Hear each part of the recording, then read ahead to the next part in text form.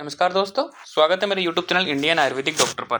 दोस्तों मैं हूं आपका दोस्त डॉक्टर MKS। जैसा कि आप सभी को पता है, अपन जो चैप्टर कर रहे थे, स्ट्रेन वाला चैप्टर कर रहे थे, उसमें अपन ने यहाँ तक कर लिया था। कहाँ तक किया था? जो अभ्यंग विधि है वो अपन ने कर ली थी। तो अभ्यंग की अब जो विभिन्न विधियां हैं वो अपन करने वाले हैं। तो पहली विधि क्या है? दलन या पीड़न। पीठ, कमर, नितंबर दोनों हाथ रखकर शरीर का दबाव हथेलियों पर डालते हुए घुमाए हुए ऊपर की ओर ले जाएं। इसके बाद क्या है? इससे दलन व पीड़न कहते हैं। यह क्रिया 8 से 10 बार करनी चाहिए। इससे सिराएं में रक्त संचार बढ़ जाता है तथा तनी पेशियां नरम पड़ जाती है। जो टाइट पेशियां वो नरम पड़ जाती हैं। देखो इसमें कुछ नहीं है, अलग अलग जो आपसे कभी हथेली से, कभी अंगुलियों से, कभी अंगूठे से, इस प्रकार से अलग अलग प्रेशर डाला जाता है अलग अलग विधियों में। तो इसमें क्या है कि पीठ, कमर, नितंबर, जो मतलब जो फर्स्ट एरिया, एक तरह का जो फैला हुआ एरिया अपने शरीर का, जैसे पीठ आ गया, कमर आ गया, नितंबर, दोनों हाथ रखकर शरीर का दबाव हथेलियों पर अपने जो जो जो मसाज करने वाला है, मतलब जो अभ्यंग करने वाला व्यक्ति है, जो परिचारक है, वो क्या करेगा? अपना जो शरीर का वजन है हथेलियों पे डालेगा। उससे डालते हुए घुमाए हुए ऊपर की ओर ले जाए, घुमाते हुए ऊपर की ओर लेके जाना। जैसे कि ये पीठ है तो ये अपनी हथेली है, तो ऐसे घुमाते घुमाते ऊपर की तरफ जाना है। क्लियर? इससे क्या होगा? जो टाइट या फिर मतलब जो कठोर पेशियां हो रही है, मतलब मसल्स, वो नरम पड़ जाएंगी और जो सिराएं हैं उनमें रक्त संचार बढ़ जाएगा। लाभ क्या होगा देखते हैं। सुस्ती दूर करने हेतु, मोटापा, अर्धांगवात आदि में, लेकिन ये शौच में ये क्रिया ना करे। अगर मान लो किसी के सूजन हो रखी है, मतलब शौच हो रखा हो, उसमें ये क्रिया नहीं करनी है। क्लियर? आगे बढ़ते हैं। दूसरी है घर्षण।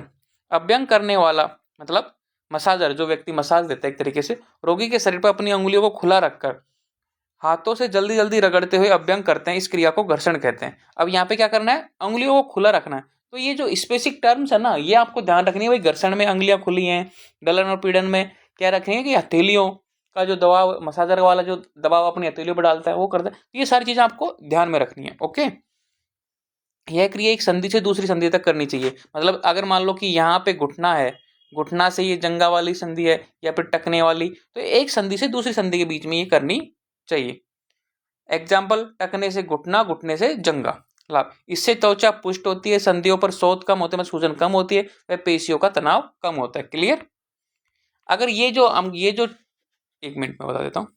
ये जो विभिन्न विधियां, दलन, घर्षण, ये क्वेश्चन नंबर आता है जब हमने एग्जाम दिया था 2017 बैच ने, 2022 में दिया था शायद, हाँ 2022 में दिया था। तब ये क्वेश्चन आया था कि अभ्यंग की विभिन्न विधियों का वर्णन करो 10 नंबर में।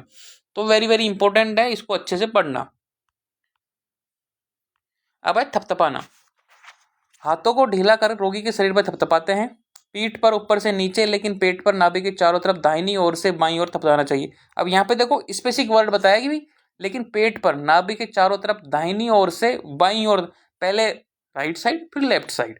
और यहाँ पे क्या लिखा हुआ कि पीठ के पर ऊपर से नीचे। अपन ने उसमें क्या किया था पहली वाली में कि भाई नीचे से ऊपर जा रहा था, लेकिन इसमें क्या है कि पीठ पर ऊपर से नीचे आना है। तो ये भी एक स्पेसिफिक चीज है, आपको ध्यान रखनी है। लाभ क्या है? स्नायु मजबूत, अनिद्रा, उद्गिनता में, स्टीरिया में सहायक। ये जो डिजीज है इनमें ये फायदेमंद करता है। तो ये डिजीज के हिसाब से आपको ध्यान रखना है कौन सा इसको अभ्यंग देना है। अगला है ताल के साथ हाथ चलाना। एक ताल से हल्के हाथ की ओर ठोको। मतलब एक तरीके से ये है, अपन ने एक ताल से हल्के हाथ की ठोको से अभ्यंग। अब जैसे कि अपनी मुट्ठी होती है ना, मुट्ठी को धीरे धीरे अपन, जैसे कि पीठ है, पीठ पे अपन ने मुट्ठी रखी, यहाँ पे फिर यहाँ पे फिर यहाँ पे, धीरे धीरे हल्के हाथों से थपथपाते हैं, मतलब मुट्ठी से थपथपाते हैं। ठीक है? अब है मसलना। मांसपेशियों को अंगूठी नहीं, अंगुली अंगूठे के बीच पकड़कर धीरे धीरे मसलते हैं। वह हृदय की ओर हाथों को बढ़ाते हैं। कहने का मतलब है कि जैसे कि मांसपेशियों को अंगुली और अंगूठे, कि भाई जो मसल्स है उसको अंगुली अंगूठे के बीच में पकड़ा और धीरे धीरे मसलते हैं। धीरे धीरे जैसे अपन अपन जो पिंडलियां हैं अपनी, ठीक है, तो काफ रीजन की मसल्स हैं, उसको दे ऐसे उंगली और अंगूठे में पकड़ते हैं, फिर ऊपर की ओर लेके जाते हैं, हृदय मतलब हार्ट की ओर, धीरे धीरे नीचे से मतलब ऊपर की ओर। 5 छठा है मरोड़ना।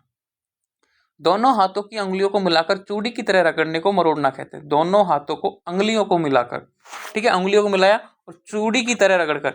चूड़ी कैसे होती है? गोल होती है ना, जैसे दोनों हाथों की उंगलियां मिलाई, एक हाथ की उंगली ये, एक हाथ की ये, दोनों, तो ये चूड़ी बन गई। तो इसमें क्या है कि रगड़ते हैं किसी भी मतलब हाथ को, पैर को, क्लियर। जैसे अर्धांगवात मतलब एक किसी को पक्षाघात होता है ना, एकांग की एक तरफ का लकवा बह गया, उनमें और थकावट वाले रोगी में इसको ऐसे करते हैं। बेलन रोलिंग, रोगी के पेट व पीठ की मांसपेशियों का अभ्यंग करने वाला अपने दोनों हाथों में बेलन की तरह पकड़कर बेलते हुए अंगों का अभ्यंग। ठीक है, इसमें क्या है कि रोगी के पेट व पीठ की मांसपेशियों का अभ्यंग करने वाला अपने दोनों हाथों में बेलन की तरह पकड़कर बेलते हुए अभ्यंग का अभ्यंग करता है। मतलब जो बेलन अपने एक जानते हो रोटी बेलने का बेलन, उस तरीके से उस पर क्या करता है, रोलिंग करता है। लाभ क्या है, स्थल्य हेतु यह क्रिया उत्तम है। पेट पर यह क्रिया यहाँ पे लिखा हुआ है कि पेट पर यह क्रिया दाहिनी से बाईं ओर की राइट से लेफ्ट ओर गोलाई में करें। 8वां है झकझोरना, दोनों हाथों से रोगी के अंगों को हिलाते हुए आगे बढ़ाने की क्रिया। अभ्यंग के बाद रोगी के अंगों में झकझोरना चाहिए। अपन किसी व्यक्ति को जब नींद से जगता है और वो कोई होश में नहीं, उसको झकझोरते हैं ना, एक तरीके से एकदम हिला देते हैं पूरे व्यक्ति को, वैसा ही कुछ ऐसा है ये, है ना। 9वां है दबाना, रोगी की मांसपेशियों को पंजे में लेकर अंगुलियों से दबाने क्रिया को दबाना, यह वृद्धावस्था में करनी चाहिए। 10वां है थपकाना, टैपिंग, खुले हाथों से अंगुलियों को ढीला कर बाहों को शिथिल कर रोगी की मांसपेशियों सिर पर बार बार जल्दी जल्दी धीरे धीरे अपन ढीले अंगुलियों से धीरे धीरे देते रहते हैं ना, और उसमें आघात नहीं होता लेकिन एक झंझनाहट सी रहती है, तो वो थपकाना। कटोरी की थपकी, जिस प्रकार बच्चे की पीठ पर मां अपनी हथेली को थोड़ा मोड़कर कटोरी सी बनाकर ढीले हाथ से थपथपाती, उसी प्रकार अभ्यंग में इस प्रकार की विधि को कैपिंग कहते हैं। कि भाई अपन सो जा, जब माता अपने बच्चे को लोरी सुनाती है ना, लोरी सुनाते हुए धीरे धीरे थपथपाती है, सो जा बेटा सो जा, ऐसे करती है ना वो धीरे धीरे धीरे धीरे, तो वो है कटोरी की थपकी। इस तरीके से भी अभ्यंग किया जाता है। कंपन, अभ्यंग करने वाला अपने हाथों को ढीला छोड़कर रोगी के अंगों को हिलाते हुए ऊपर या नीचे की ओर ले जाए, फिर केवल अंगुलियों के अग्र से तेजी के साथ लेकिन तालयुक्त कंपन दे, कंपन की श्रृंखला टूट न पाए। लाभ, नींद जल्दी आती है, थकावट दूर होती है। पेट व पीठ की मालिश, बेलन, थपथपाना, कटोरी की थपकी इत्यादि के बाद रोगी को कंपन दे, यानी मतलब कि इन सब की मालिश करने के बाद में इसको रोगी को कंपन दे।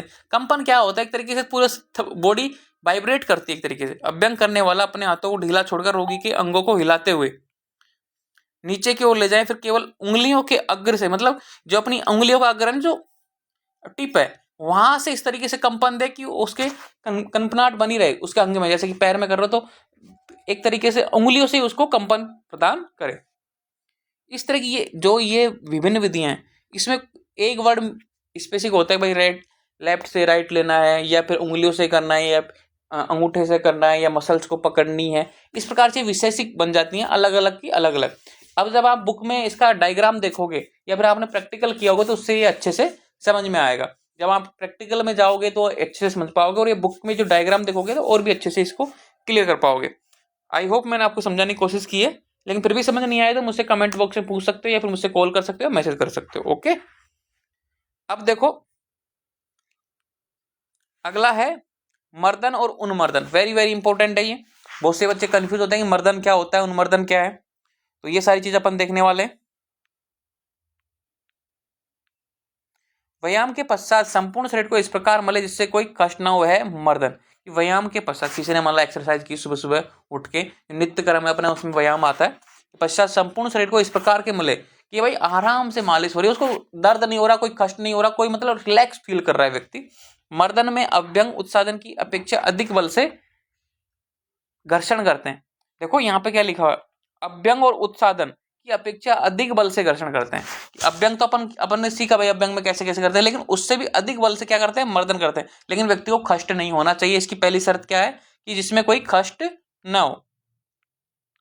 मर्दन, स्नेह का अनुलोम गति से घर्षण, स्नेह कोष्ण होना चाहिए, मतलब गुनगुना होना चाहिए, बॉडी को सहन हो सके उतना गर्म होना चाहिए। और उन्मर्दन क्या होता है कि स्नेह का प्रतिलोम गति से घर्षण। तो क्या अंतर हो गया कि भाई मर्दन क्या हो गया कि जिस दिशा में जिस तरीके से हेयर लगे हुए ना, हेयर की दिशा में घर्षण करना क्या है, मर्दन। और हेयर की जो मतलब अपने जो बाल है बॉडी के, उनकी विपरीत दिशा से घर्षण करना हो गया है उन्मर्दन। क्लियर। आचार्य सुश्रुत ने वात व्याधि में त्वकगत, मांसगत, रक्तगत, शिरागत वात में रक्त मोक्षण के साथ साथ स्नेह मर्दन करने के लिए कहा है। कौन कौन सी व्याधियों में, त्वक, मांस, रक्त और शिरागत वात में रक्त मोक्षण की। भाई ये वात व्याधि हो गई कि भाई त्वक में, मांस में, रक्त में, शिरा में, तो रक्त मोक्षण तो है ही, लेकिन उसके साथ साथ अगर आप मर्दन करोगे तो डबल फायदा होगा। किसने बताया? ये आचार्य सुश्रुत ने बताया। तथा स्नायु संधि अस्थिगत वात में स्नेहन मर्दन और उन्मर्दन का उल्लेख है। किस किस में? तो स्नायु संधि और अस्थिगत वात, मतलब वात में तो तुमको पता ही कि वात जो डिजीज है उसमें स्नेहन मैन मुख्य कर्म है। तो उस तरीके से भाई स्नेह का अलग अलग तरीके से यूज करते हैं। तो उसमें बताया भाई स्नायु संधि और अस्थिगत वात में स्नेहन में कौन कौन सी विधि करनी है, मर्दन या अनुमर्दन से आप उसको ठीक कर सकते हो। अब आता है, समझ में आ गया मर्दन क्या है? अनुलोम गति। अनुमर्दन क्या है? प्रतिलोम गति से घर्षण, जिसमें व्यक्ति को कष्ट नहीं होता है। अब आता है उद्वर्तन। अब ये उद्वर्तन प्रतिलोम गति से अधिक भार या पीड़ा या घर्षण के साथ अभ्यंग करना। अब यह है उद्वर्तन। देखो ध्यान से देखना, प्रतिलोम गति है मतलब हेर की विपरीत दिशा में है, लेकिन अधिक भार या पीड़न मतलब यहाँ पे कष्ट नहीं हो रहा था, लेकिन यहाँ पे पीड़न होगा और भार घर्षण के साथ अभ्यंग कर रहे हैं। उद्वर्तन ऐसा द्रवों का उपयोग जो प्रीविलायन व विमलापन करते हैं। उद्घर्षण अस्निग्ध द्रवों का शरीर पर घर्षण। उत्साधन स्निग्ध द्रव या स्निग्ध कल का शरीर पर घर्षण। इसका मीनिंग क्या है आप समझो।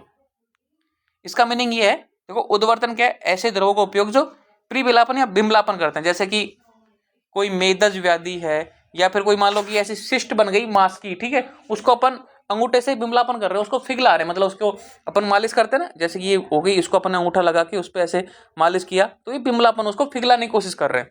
उद्घर्षण स्निग्ध द्रवों द्वारा, मतलब स्निग्ध द्रव नहीं है, मतलब नॉन स्निग्ध, मतलब कहने का मतलब कि उसमें स्नेह द्रव नहीं है, लेकिन उन द्रवों से क्या कर रहे हैं? घर्षण कर रहे हैं। और उत्साधन क्या है? स्निग्ध द्रव या स्निग्ध कलकर शरीर पर घर्षण। ये आता है दो नंबर में आता है, उद्वर्तन, उद्घर्षण, उत्साधन। इसका डिफरेंस आपको पता होना चाहिए। उद्वर्तन वाथर कफमेद नाशक, स्थिरकरण मृदुंगन त्वक प्रसाद परम, आचार्य सरक ने स्थूल्य में रुक्ष उद्वर्तन में कृषि चिकित्सा में स्नेह व उद्वर्तन बताया। 1 मिनट रुकना है ना।